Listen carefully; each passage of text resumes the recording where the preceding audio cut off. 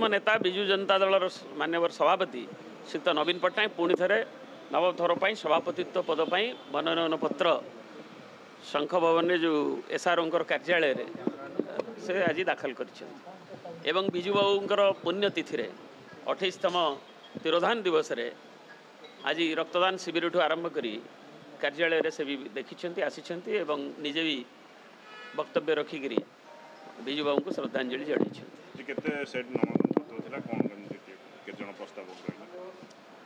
प्राय 2 सेट्र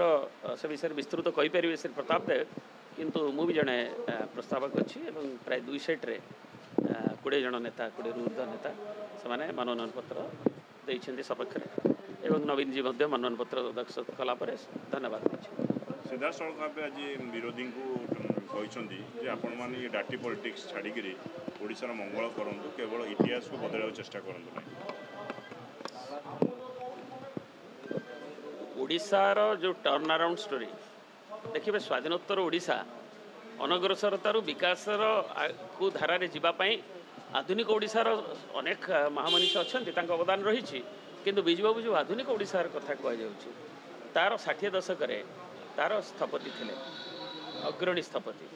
एवं तांकरी धारारे विजु बाबू आदर्श पुणी मझिरे जो अवक्षय होता है 21 शताब्दी नुआ सकाल नवीन बाबू नेतृत्व में से आदर्श को लेकिन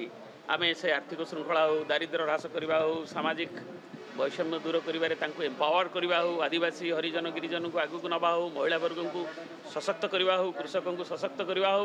चाषी मलिया खटिखापाई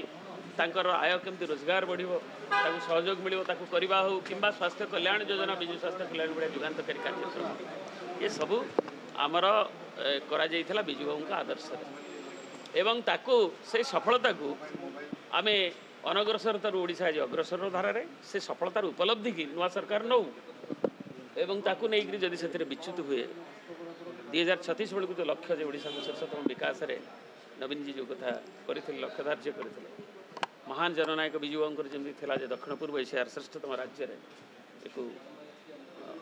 परिणत करने ओडिशा को से विच्युत हेले आम एक दायित्व संपन्न विरोधी दल हिसाब से जनगणर प्रतिनिधि हिसाब से प्रति सजग दृष्टि रखीचु एवं आम भी कार्यक्रम से हिसाब से आम जनगण को नबू एवं आम भी जोटा कहले नवीन जी जे राजनीति गोटे का चर्चा हो पाए